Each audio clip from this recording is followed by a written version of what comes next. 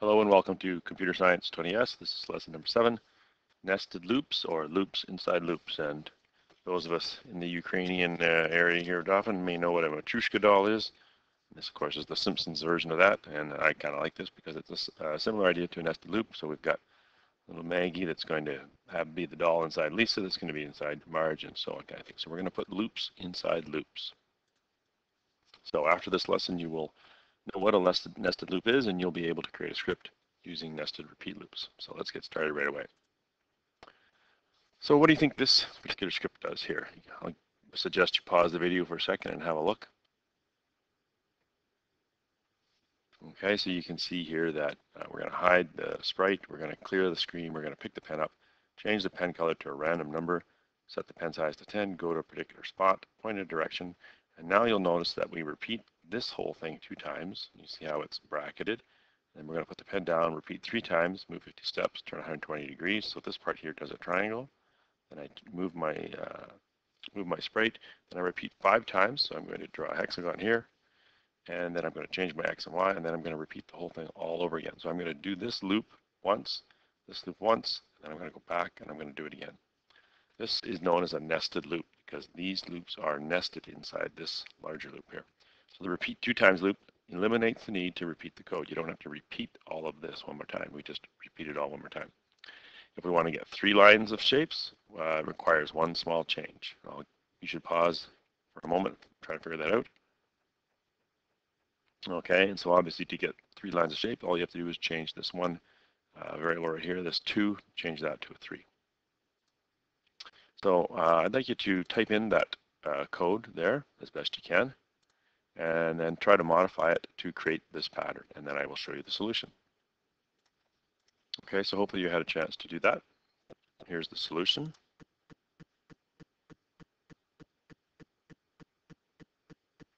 So you can see here that we've got our basic setup here. We're going to set the pen size and everything. We're going to repeat the whole thing 5 times. This one here does,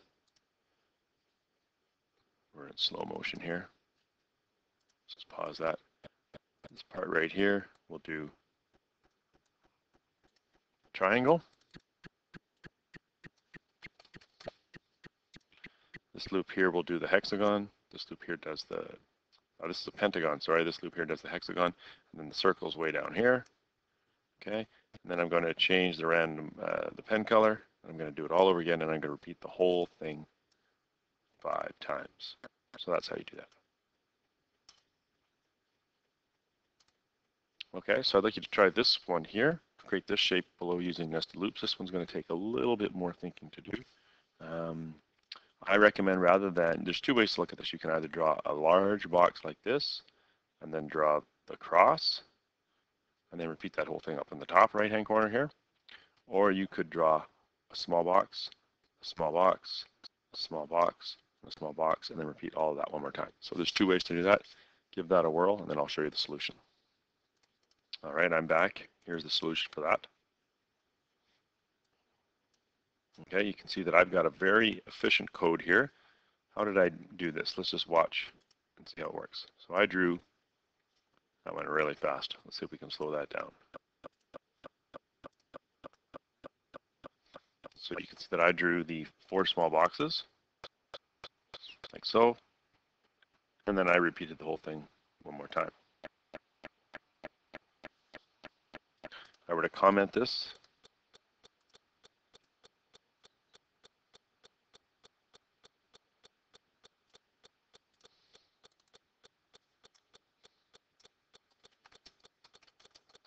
draws a small square, and I'm going to repeat that 4 times.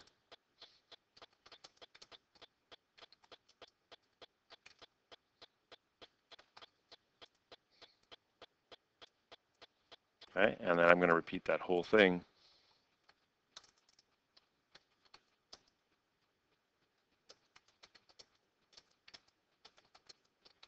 2 times. Okay, so this is a very efficient code. It's very compact. This is the best way to do this if you can. As I did say, there's another way to do it. You could draw one large square and then draw the cross. Wouldn't use quite as many repeats. It probably wouldn't be quite as compact. So this is probably the most efficient compact solution. Okay, one more last one for you to try here. This one's a bit trickier. This petal shape here is going to have to be made by drawing a portion of a circle. Give that one a try, and then I'll show you the solution. All right, let's have a look at the solution.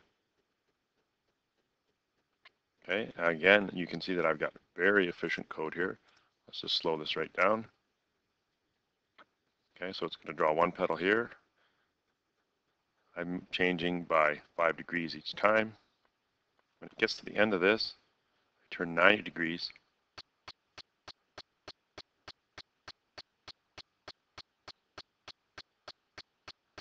And so on.